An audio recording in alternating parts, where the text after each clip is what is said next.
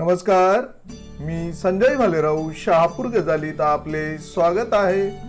GKS कॉलेजच्या विद्यार्थ्यांनी शिक्षक दिनी केला शिक्षकांचा सन्मान। मैत्रेय बहुउद्देशीय सेवाभावी संस्था संचलित GKS कला वाणिज्य व विज्ञान महाविद्यालय खडवली येथे गुरुवार दिनांक 5 सप्टेंबर 2024 रोजी डॉक्टर सर्वपल्ली राधाकृष्ण यांच्या जयंतीच्या निमित्ताने शिक्षक दिनाचे औचित्य साधून येथील विद्यार्थ्यांनी शिक्षकांसाठी सन्मान शिक्षकांचा या कार्यक्रमाचे आयोजन केले होते। या सन्मान सोहळ्यासाठी GKS कला वाणिज्य व विज्ञान महाविद्यालयाचे उपप्राचार्य प्रशांत तांदळे, इतिहास विभाग प्रमुख दिनेश गरज, प्राध्यापक रसिक लोकरे, प्राध्यापक शफीक शेख, प्राध्यापिका रिया बांगर, प्राध्यापक राजेश तिवारी आदी शिक्षक उपस्थित होते। या कार्यक्रमाची सुरुवात डॉक्टर सर्वपल्ली राधाकृष्ण, विश्वरत्न भारतीय घटने शिल्पकार डॉक्टर बाबासाहेब आंबेडकर, क्रांतीसूर्य महात्मा ज्योतिबा फुले, क्रांतीज्योती सावित्रीमाई फुले यांच्या प्रतिमेचे पूजन करून करण्यात आले। या प्रसंगी कल्याणी पितांबरे, तनिषा लायरे, कावेरी सोनवणे, वेदांत पाटील, भार्गवी पितांबरे, सांची डावरे, शुभम, रवीना, साहिल यांनी शिक्षकांना शुभेच्छा देत आपले मनोगत व्यक्त केले। या कार्यक्रमाचे सूत्रसंचालन जान्हवी राऊत या विद्यार्थिनीने केले। तिवारी सर आणि माझ्या सर्व प्राध्यापिकांबद्दल आज शिक्षक दिवस आहे। हा सर्वत्र कॉलेज महाविद्यालयामध्ये साजरा केला जातो। या दिवसाचं स्थान खूप महत्त्वाचं आहे, कारण या दिवसामुळेच आपलं मान जे आपण कामगिरी करतो किंवा आपण समाजामध्ये किंवा आपल्या घरच्यांमध्ये पण आपण एक स्थान मिळवतो चांगलं मानाचं। ते आपण कोणा मिळवतो तर आपल्याला जे आपले गुरु असतात, गुरुंनीच आपल्याला एक चांगलं मार्गदर्शन केलं असतं की तुम्ही चांगला अभ्यास करा, स्टडी करा, काहीतरी पुढे जा आणि तुमचं नाव लौकिक करा।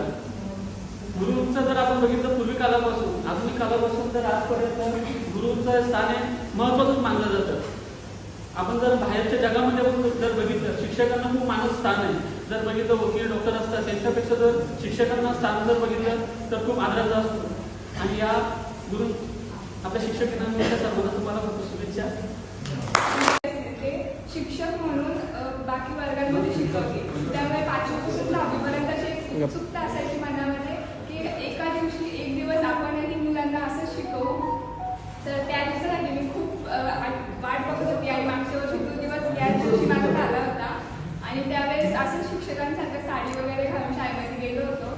त्यानंतर जेव्हा जो प्रसंग आला शिकवताना मुलांना, तेव्हा समजलं की फक्त शिकवणं हे सोपं नसतं, पुढे येऊन बोलणं शिकवणं हे सोपं नसतं। मुलांकडून मिळणारा रिस्पेक्ट आणि त्यांची वागणूक याच्यामुळे मला कळालं की जेव्हा मी शिक्षकांच्या जेव्हा लेक्चरमध्ये बसायचे तेव्हा काहीतरी माझ्याकडून चुकी झाली असेल किंवा काही माझं वर्तवणूक चुकीचं असेल तेव्हा त्यांना किती त्रास होत असेल तेव्हा मला ते समजलं।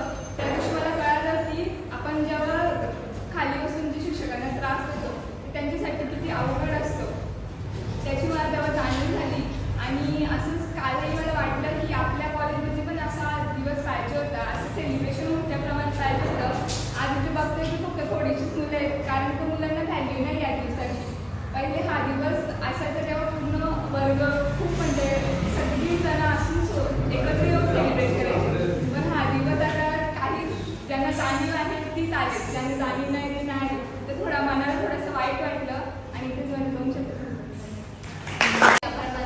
चांगल्या प्रकारे त्यांनी कार्यक्रम सादर केला।